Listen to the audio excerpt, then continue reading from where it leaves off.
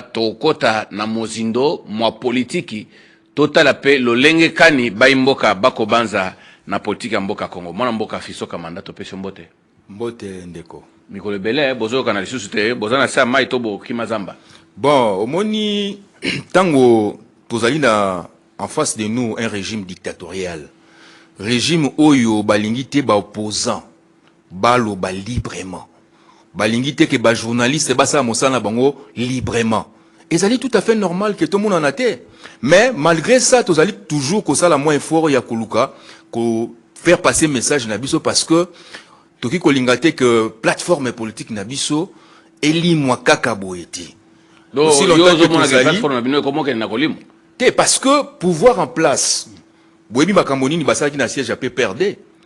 Timo kole alelo bakanga siège a perdre raison yebanité.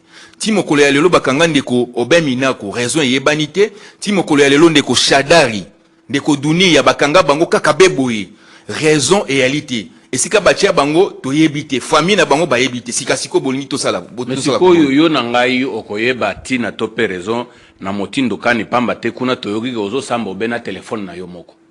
Ko sambo bena téléphone ngi kolbanini. C'est-à-dire bazui téléphone na yo batia ngo soki na projecteur yo moko balakisio ba conversation na yo ba voice ba nini bongo yo c'est justifié. Mais conversation ngi kolbanini bon, c'est-à-dire que ata soki ezali que moto bakangi ye na makambo na téléphone ya malamu ya linini bosambisa ye soki basambisi ye ba entendre ye na justice ndeto koyeba comment dirais-je eloko nini o ya sali mbeba nini o ya sali oyebi ke na mambi matali investigation ezalaka eloko ya lelo na lobite bon investigation tam susu ezalaka basambisio bakutio na bagrief moko boye palpable kasi lokolo ozayo moko te tam susu boza baike tomoni ba procès belé oyo ezalaki awa tomoni bakanga bato mais okomona na suka wana ba libérer bango bakoloba ete bazali ko ba corriger justement ba erreur matérielle esalani par exemple na procès moko boye donc ngi koloba ete bato ebele bazali ko condamner bango kaka ndenge wana sans pour autant que bakanga bango penza na mbeba. Non, moi je suis de ceux qui pensent que sujet lelo tungalinga ki tobeta na notre penza na mozindo ya sujet oui parce que tungalinga tikala o ngai nazali ko senga ezali kaka libération ya ndeko Obeminako, libération ya ndeko Shadari, libération ya dunia basali eloko te bazali na bango kaka ba opposant baboyi na bango kokota na union sacrée eli mabete wana yo mtozo na kati ya démocratie olobi wana yo mtozo lo bate par hasard pamba te ba epe bakangi bango ba maboma te quand même ndeko na ngai soki bakangi bango na mbeba basambisa bango to mona procès un point bas. OK très bien bandeko to kota siko yawa na mokako motali politiki ya mboka ya Congo to sili koyoka wa pamba te yo zali molobeli ya bay FCC pas plus de 2 semaines to yoka wa basango kotambola na lolenge nyonso kolanda mupepe na direction nyonso sanction ya ba américain sur l'ancien président Joseph Kabila Kabange comme fondé était celui qui finance ou qui financerait les M23 oyo yotoyeba uto ba ane ba 2014 2015 M23 et banda ba ndeko nani lelo akomi na Rwanda kunda batware soki CNDP biloko moko ndenge wana kunda batware elongo kunda batware M23 na masomana peuple congolais ndazali kokufa ba congolais bakokufa bo bantaba bakimisa bango sima toyo comprendre que c'était une machination rwandaise qui consiste à déporter population congolaise na mabele mabango pamba po ba rwandais baya kozwa mabele na biso pe bomengo na biso asa mabele lelo yo ba sanction ya ba américain ko funda Joseph Kabila lokola yemde mutazali ko financer to pe parrain ya M23 malobomboka na yo na kanisa ete sanction wana ezali sanction moko injustifiée parce que ba américain bazali na preuve ata mokoti o ezali ko lakisa ete ndeko Kabila azali ko financer AFC M23 et yali lokuta to ebi ete sanction wana euti na bandeko ya gouvernement congolais. Comment parce ça? Que bango nde mutu ba financer sanction wana. Donc les américains sont corruptibles parce que bato oyo basali lobby ya sanction wana to yebi bango banane eza banane omoni administration Trump ezali administration moko ya soni, administration moko lelo na monde mobimba. Mboka moko te ezali sérieux et koki ko sepela. Topé kozana esengo ya ko collaborer na administration Trump parce que ezali administration moko bazali ko créer ba problème ebele na mokili. Administration de vente des services. Ozali komona bato bazali ko administration Trump ezali ko sanctionner ndeko Kabila kaka bebo épreuve réalité ndeko na ngai. Na kosenga na émission na yo. Moto nyonso azali na preuve ya communiquer ata moko. Oyo ndeko Kabila a signé na compte ya AFC aya na on plateau na kocha même $1000. Ben na kocha $1000 na émission na yo. Problème ezate. Moto oyo ali na ba preuve aya na ngwe pa ina yo. Tokende na etando ike. Tokende na yo. Oya bisabiso.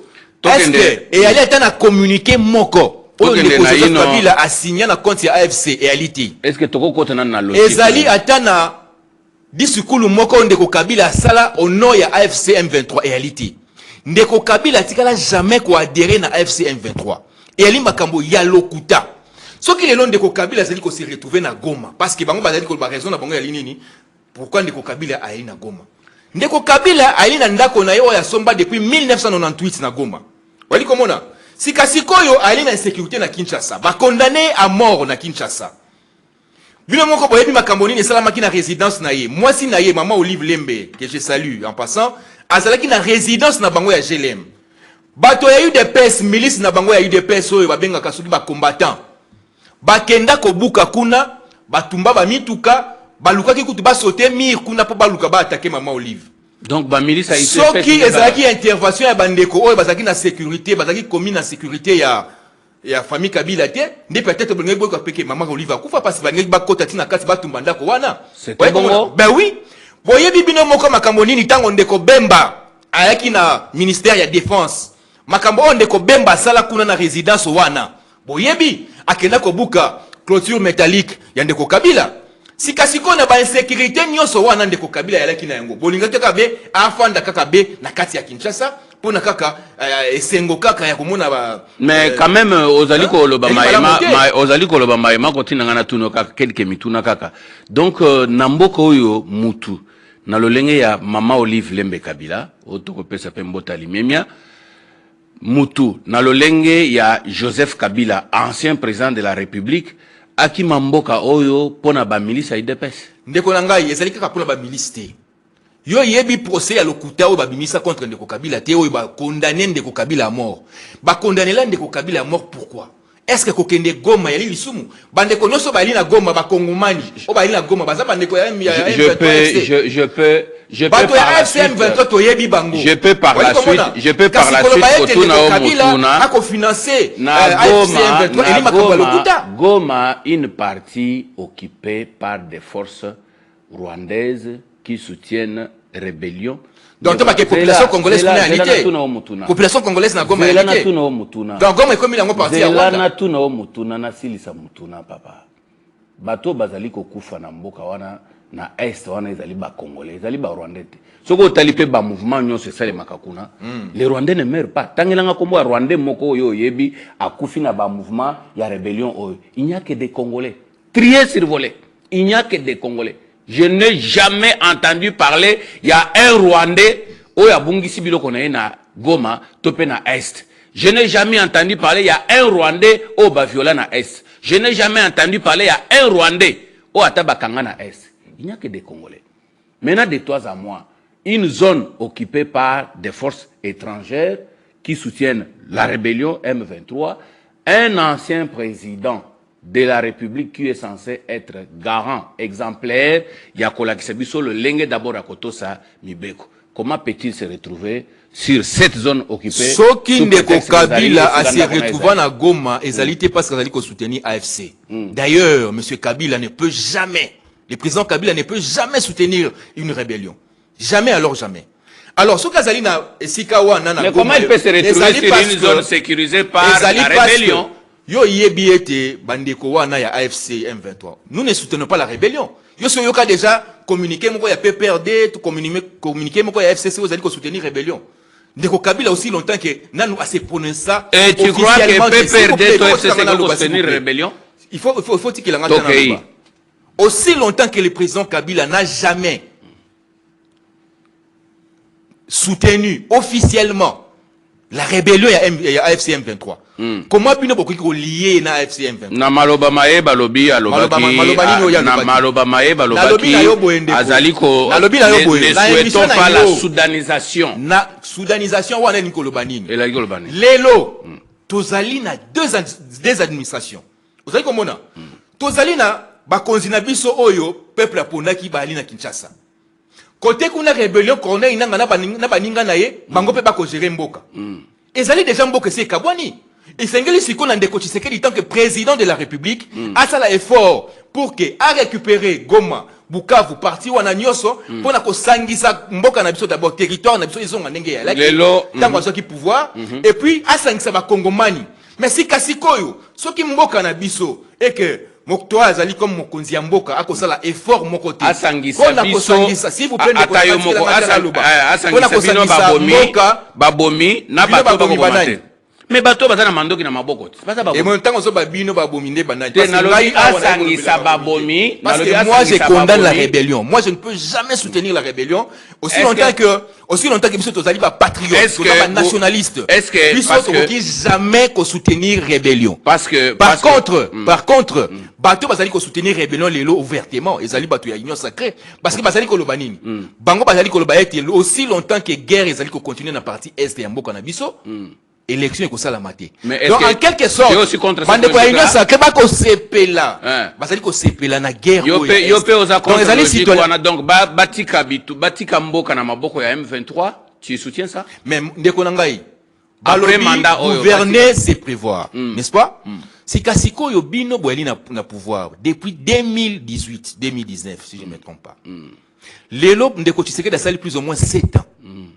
Bandeko wana bananga bazaki d'abord na babunagana bazaki na ba territoire moramiki lelo bakomi na Goma bazui ba parti mususu bakomi na Babukavu bakomi na Uvira bakomi na Uvira bakomi kozonga ndeko Tshisekedi tant que président de la République et sengelaki na ye asala effort à mobiliser ba moyens pour que atia ngona armée na biso baye ba bongo na ko bengana d'abord AFC M23 kuna na partie est pour que kimia ekota concrètement totalement plutôt na kati ya mboka na biso.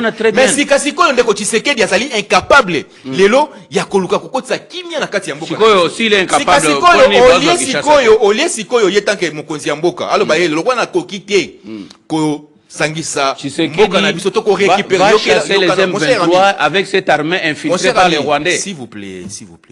Yo yebi circonstance a tombé à Goma. Cette armée oyo zolo ba wana infiltrée par les Rwandais. Eza armée oyo. Depuis les côtés secrets d'avoir qui pouvoir. Ils ont toujours infiltré. Tokei. S'il vous plaît. Au moni, ils ont un discours mususu, un homme d'État a koki kosala yangote. Restons d'abord sur les faits. Au moni une armée, au moni armée. Ezali eloko oyo sengeli ko tosa penza yango makasi. Mais l'armée. Et puis ko éviter ko injecter ba mo mususu oyo ezali malamu te. Notre armée n'a jamais été inféodée. Notre armée. La plupart ya ba officiers. J'ai beaucoup de respect pour nos officiers oyo bazali ko protéger mboka na biso. Nazali na respect na bandeko na biso nyonso ya FRDC o bazali ko protéger mboka na biso. Vous avez pas na respect ya ba. Est-ce que vous ko tangela ba infiltrer ngo banani? Ah mais bazali belé. Tangela biso ko ba infiltrer ngo ba na kati ya mibasa. Yo kité ba généraux lelo bakangi tangela biso tangela tanga bango tanga kati ya mission. Mais oyebi bango te? Oui, armée mobimba bazali infiltré, c'est ça. Je dis d'une armée infiltrée, yo zali mo panzissan. Quand on parle d'une armée infiltrée, c'est une armée nationale. Ezali armée affaiblie par les plans rwandais, non? Mon cher ami. Au moins ba discours oyo, ba discours oyo ya boye. Ezali malamu te. Malamu te pour les peuple armée saliboy armée saliboy esengeli soto linga ba soda na biso toto sa bango toza na maloba ya malamu pona bato bazali ko bunda tongo midi poko pona ko protéger lokola ba Johnny Luboyanga Shama lokola ba oyo bazali ko telemela penza solo mboka na biso par rapport ya ba oyo bazali ko travailler pour l'intérêt rwandais. L'armée est à corps moko, n'est-ce pas? armée ça corps mo kezaka te ko armée na kati armée za bunsuki nini boni bango nyonso ba ko constituer loko moko bengi FRDC n'est-ce pas alors ba Rwandais o bazana kati to zaka FRDC loko yo yebi ba Rwandais bazali na kati ya problème te ngana yebi ba Rwandais bazana kati te tokei kasi tokei o moni ke moko za ko bungisa nga parce que makambo na zolo beza très important et sengeli to kende na yango yo nanga peuple aeba esika makanisi mazali nous étions au point ya o justifier biso présence ya Joseph Kabila dans une zone sécurisée et coordonnée par les rebelles soutenus par l'armée rwandaise. Présence ya Kabila na Goma, c'est simple. Le président Kabila a été condamné à mort à Kinshasa. Président Kabila babilo konaye bakanga presque nyonso. Président Kabila famille naye balukaka bango bakanga bango timo kolo ya lelo alors que ezali na eloko moko te penza o ezali lokola raison. Il a consulté à Goma. Il a bongo ancien président Yamboka Nabiso. À son arrivée à Goma, il a consulté justement la statut wana ya ancien président. Azala na insécurité azaki na Kinshasa, ba menace topé lelo, hein, ba condamné à mort. Très bien. Ce qui est le de Kabila qui est na Goma. Goma yali na Congo. Mabezate. Goma ezali na Congo. C'est vrai que Goma ezali contrôlé na bandeko oyo ya M23, AFC. Vous voyez comment on a? Mais eliko le batte que soki ndeko Kabila akei kuna ndeko automatiquement ezali ko sala akoma nazali ko tuna yo Joseph Kabila na présence na ya Goma il a initié des consultations. Ces consultations il les a initiées en qualité de qui et puis de deux que dites-vous na Baeba Lobaki topé sopeto que Joseph Kabila a justifié M23 comme un mouvement congolais congolo. Vous malobambo kana yo. Bon, je pense que tant on découvre Joseph Kabila azali ko sala ba consultation na partie est de Mboka na biso. Ezali d'abord parce que ndeko Kabila azali moto oyo alukaka kimia partout. Azali oyo yo yebi père ya alternance démocratique. Vous savez comment on tant ouye a commis na Goma. Bandeko wana yo yebi babandaki bazui eloko boy bazui eloko boy. Mais tant ndeko Kabila a commis na Goma sali ba consultation na ye. Oki kotangela ngai territoire nini o bandeko wana bazui lisusu. Oh, bazui lisusu te po Joseph Kabila. Na tuni question. Bazui lisusu te po. Na tuni question parce que ndeko Joseph Kabila souci na ye ezali nini. Souci ya ndeko Joseph Kabila ezali ete ba kongomani nyonso basangana. Tozala eloko moko. Totika kuwelelena na ozo ba kuwela pouvoir ba kuwela émission kitoko makasi. Esengeli na biso tosala ndenge nini? Esengeli na biso ba kongomani tosangana tozala bomoko. Très bien. Yango wana mona kindeko Kabila tango ya zalaki na pouvoir. Andimaka ko partager pouvoir na 4 vice-présidents de la République. Yango mona kipe ndeko Joseph Kabila a organisé ba dialogue mbala ebele. Abenga ba société civile, abenga ba ndeko ya opposition, malgré que mais les nombres que ça kokangwa. Joseph Kabila quand il dit que le M23 c'est un mouvement congolais, congolais et suite il y a consultation, il y a Joseph Kabila Zalinini et surtout qu'est-ce que vous dites quand Paul Kagame Yemoko azali ko lakisa ko indexé ba kolo mouvement il y a M23. Alors, ngai eloko ngana kolobe yaika kamoko. Paul Kagame pe akosi. Ngai na kolobaka eloko moko yali boye. Ezali omoni lelo makambo nyonso o ezali koleka na mboka na biso côté ya ndeko Tshisekedi to pe bandeko mususu ndenge rebellion ezali côté kuna ezali makambo toki ko sepela na ngote souci na biso ezali nini esengeli biso ba congolais tozala ini toyokana tokei na dialogue par exemple inclusif o ezali ko sangisa ndeko Kabila ndeko Martin Fayulu bandeko nyonso bazali na exil bandeko oyo nani Moïse Katumbi bandeko nyonso ya opposition mais bango pe na bango balobi bako salaka dialogue na batu basimbi mandoki pona ko boma ba congolais te mais ndeko Tshisekedi comme mouvement ya ndeko Tshisekedi mususu akolanda Félix Tshisekedi na pouvoir Félix Pake ya zui mandoki po aboma batu po aluka ko ndeko Tshisekedi azali ko négocier to bazali na ba négociation ba ko sala na bandeko ya AFC M23 eloko yali ko kambusa ngai au moment où bino bozali ko négocier na bato wana na Doha bolungwe na Doha bokomi na Suisse boko signaka ba mokoloto bino na bango na kati ya makambo bino bosala ka wana na ba accord na bino ba signa ba négociation na bino ndeko Kabila ya la kati mais boni boko sala ben nyonso pona koluka kolatisa ndeko Kabila mais Félix azali ko décrire M23 image ya makambo azali ko décrire bango awanganite eli malamu te. Félix Tshisekedi a été le premier à Kolobake. Joseph Kabila est parrain, il y a même 23. Et il collabore, pas dire collaborer. Mais tant que Tshisekedi a collaboré, négocier, on a dit quoi de presse de Tshisekedi. Bon, plusieurs fois à lobby, bah pesa kinga ba information ya malamu te na sujet X Y. Entre autres. Entre autres sujets ni. Eli Koloba été ezana makambu ebele. Entre autres sujets ni. On va pesa qui fausse information. Que ba pesa ka information malamu te. Peut-être ba ela ki pe makambu dossier malamu te na makambu ya ndeko Joseph Kabila. Pour biso so tolanda ki procès ya ndeko Joseph Kabila. Bon, tu sais qu'il y a des les paroles. La kati ya procès wana koki ko yebisanga eloko nini penza oyo condamner ndeko Joseph Kabila. Maloba makoki kolanda mupepe kasi esaleli elakisaka volonté. En français, les paroles peuvent suivre le vent, mais les actes confirment la volonté. Si on a moto a keiko vana na goma na ndako na ye na résidence na ye. En quel moment? Au moment oyo kaka ba rebelle na bato oyo bazali ko kindaka ko négocier na bandiko ya M23 pour prendre le pouvoir. Si on a ninde penza zali fait patriote. Parce que ndeko Joseph Kabila boy ko vana na ye libanda ya mboka. Andimi ko vana na ye na kati ya RDC. Fiston Kamanda tokomi na suka émission oyo meto suki sate soki na no pesi biso bi noté malgré que okimi mitune bele mais to continuer. Mitune bele te kasi yondo zali ko ambuyenga yi. Te nazo mreyeto nazo poso ka mituna. Tant muso zo banga lokolo lobi ke bazo bangi sabino tout ça non, je crois que c'est l'occasion où expliquer peuple bah qu'est-ce qu'il y a exactement. Parce que point de presse à Félix Tshisekedi. Ezali boye. Tolanda ki biso banso point de presse ya mokonzi ya mboka ndeko Tshisekedi. Très bien. Tomoni makambo ebele oya lobaki. Kasi eloko esalinga pasi ya liboso. Ndeko Tshisekedi qui dit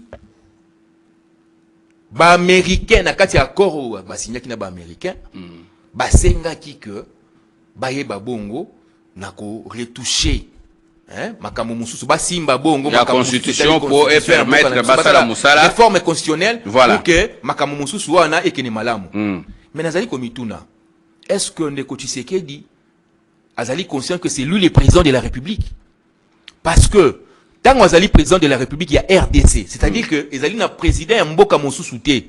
Orakoki koya ko dicter makambo ye sengeli ça. D'abord, s'il vous plaît, s'il vous plaît. Mais toke na lombango pambate. Ndeko Tshisekedi. Tant que kolobake ba américain de mutu basengi. Ezali malamote. Je pense que côté wana sengela ki na yepenza yeba ko bongisa maloba. Soki ba américain de mutu basenga ki ba réviser constitution. Alors, pourquoi biso ba congolais? Réviser constitution ou on a pour américain de basengi et donc yo nanga mona yo raison na ye mususu ya mibale apesi alobi ete oh non lokola guerre ezana est pour faire l'élection très bien voilà si kasiko nazali komituna na 2023 ndeko Tshisekedi tango organiser ki ba élection sambu na Ghana est-ce que ba élection wana ezaki pena ba élection malamu parce que une partie ya mboka na biso ba vota qui était à sa place nako kopesa komona siko ya mibale tant que vous avez organisé référendum pour que le peuple anima ko réviser de changer la constitution. Référendum ezali nango idée malamu, ezali nango idée mabete ko pesa peuple pouvoir wana ya kondimateur ya pouvoir. Mais est-ce que qu'est-ce qui prouve que ba élection wana oyo ba kosana na référendum wana ya kopona soki bandi mato to boya makambo ya changement ya constitution ko zala crédible. Très bien. Ngai siko na za ko. Sikasikoyo yo tango lobi ke guerre ezali na parti est moyen organiser ba élection zate. Kasi azali ko yeba te ke référendum pe ya lima ponomi. Est pe concerné. Sikoyo est-ce que bande ko ya est soki lelo na référendum wana ba yali konani bazali comment dirais-je, peux dire ça comment ceux qui bango bazali concerné té na kati ya makambo wana akosala ndenge nini ozali komona te ke quelque part okoki koloba ete ndeko Tshisekedi azali ko céder malembe parti wana Félix Tshisekedi a-t-il compris que le M23 oyo tokenda nango élection na eleko yo yebi wana c'était toujours le M23 sous la direction de Joseph Kabila, d'où moi je ne peux pas emprunter option wana ya kena s'appuyer na M23 comme etika netika ka eloko moko ko empêcher ngai na sala donc eloko ngala ko senga na ndeko Tshisekedi ya lika kabe moko a respecter constitution oyo et pesa qui est pouvoir. Pourquoi? Parce que article 70 ya mboka na biso ya li clair. Mandat ya chef de l'État zali une seule fois renouvelable. Donc mandat na ya 5 ans renouvelable une seule fois. Donc ce qui est comme en 2028 Ndeko Tshisekedi a causé sous président de la République te kasako comme sénateur à vie. Aussi longtemps que Seni a organisé ba élection te. Donc on compte na eloko ba benga ka vide juridique. Seni yemoko alobi eloko oyo ekoki ko sauver Ndeko Tshisekedi ali nini. Soki Ndeko Tshisekedi alingi ete aye babongo na ko prolonger mandat na même pour 1 minute. Et sengeli na ye asenga na bandeko ya église catholique. Il a organisé, il a convoqué dialogue. Mais na 2016, s'il vous plaît, na que dialogue wana et sangisa bayi politique qui pense. Mais en ce moment-là, Ndeko Tshisekedi kasi andi mape ki asa la président de la République te, kasi yepe asa la invité ndenge ba ndeko ba kozala invité. Pour que kimia asa la penda ya solo très bien, parce que soki Ndeko Tshisekedi alobi ete ya kokini na 3e mandat et kozala malamu te Ndeko na ngai. 3e mandat ngoy kozala justifier na il n'a pas parlé du 3e mandat. Aussi longtemps que il n'a pas parlé du 3e mandat. Souffrir. Il n'a pas parlé du 3e mandat. Tozali na ba problème ya belé na kati ya mboka na biso. Problème ya insécurité. Une minute. Bakaji komi ko salama tous les jours. Bato bazali kolia malamu te. Bakitisa dollar mais biloko ekitate. Mama kambo nyonso wana ba embouteillage epai. Sikasiko yo zali ko senga ete peuple apesa yo 3e mandat. Peuple wana ko pesa yo 3e mandat. Na machine. Alors, le 3e mandat, Bino Pena 2016 Boloba que la constitution dit que le président en place doit changer, non? Nanina président entrant, le président sortant doit se changer. Kitina président entrant. Mais voilà, ça aussi que mais salami. Sikasiko soki ya sali maponomité. Siko akotika na bokonzi na machine. Mais maponomi akosala ndenge nini parti munene parce que constitution actuelle les ali ko protéger Ndeko Tshisekedi. Bon, bandeko reconnaître s'il vous plaît, ils allez reconnaître comme président de la République. Ce qui a changé constitution, wana okomona ki ako perdre même mandat na ye ozali en cours en ce moment-là. Mais nous croyons que constitution mais bino moko constitution bozo bundela bozali ko to sangote na est non. Est-ce que la constitution autorise ya ba congolais bazo mando qui peut bazo pouvoir? Constitution d'ailleurs qu'on pesa ningisa na ba congolais mon côté bazo minduki. Alors, ngai nazali d'accord tena bandeko ba yeko za minduki. Bandeko bozaki ba ike kimia na kati ya mboka. Bozaki ba ike ya kolanda émission. Bozaki ba ike ya kolanda émission oyo to yambaki mwana mboka Fiso Kamanda wazali molobele ya FC tokozonga bongo mikolo mizali ko ya botika la malamu.